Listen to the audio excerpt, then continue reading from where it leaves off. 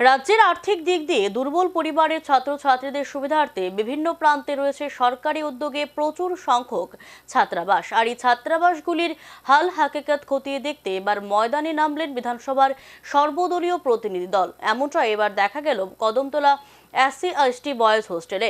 প্রমোদ রিয়াংয়ের নেতৃত্বে বিধায়কদের 7 সদস্যের এক প্রতিনিধি দল হোস্টেলটি পরিদর্শন করে বিভিন্ন দিক খতিয়ে দেখে কথা বলেন দায়িত্বপ্রাপ্ত আধিকারিকদের সাথে। হোস্টেল পরিদর্শন উপলক্ষে বিধায়করা হোস্টেল চত্বরে পরিবেশকে নির্মল রাখতে রোপণ করলেন গাছের চারা। উত্তর জেলার বিভিন্ন মহকুমায় অবস্থিত SC ও ST ছাত্রছাত্রীদের জন্য নির্মিত হোস্টেলগুলির বর্তমান অবস্থা খতিয়ে দেখতে এক বিধায়ক প্রতিনিধি দল পরিদর্শনে বেরিয়েছেন। এই পরিদর্শনের সূচনা হয় কদমতলা থেকে। শুক্রবার সকালে কদমতলা SST বয়েজ হোস্টেলে উপস্থিত হন 7 সদস্যের বিধায়ক প্রতিনিধি দলটি, যাদের নেতৃত্বে ছিলেন ত্রিপুরা বিধানসভার চেয়ারম্যান ও বিধায়ক প্রমোদ রিয়াং।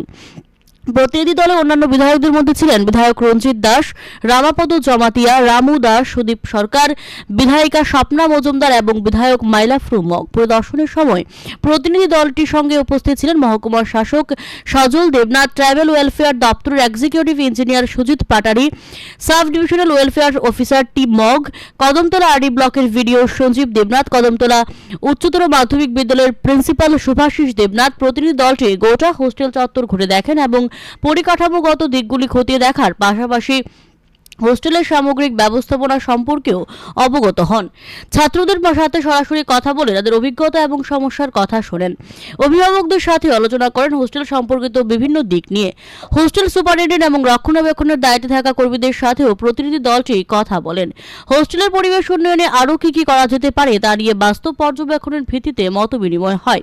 পরিদর্শনের শেষে প্রতিনিধি দলটি হোস্টেল চত্বরে একটি বৃক্ষরোপণ কর্মসূচিতে অংশগ্রহণ করেন। এরপর তারা পানিসাগর মহকুমার দামছড়া কাঞ্চনপুর জম্পুই হিলের উদ্দেশ্যে যাত্রা করেন। Bureau report, search India TNN।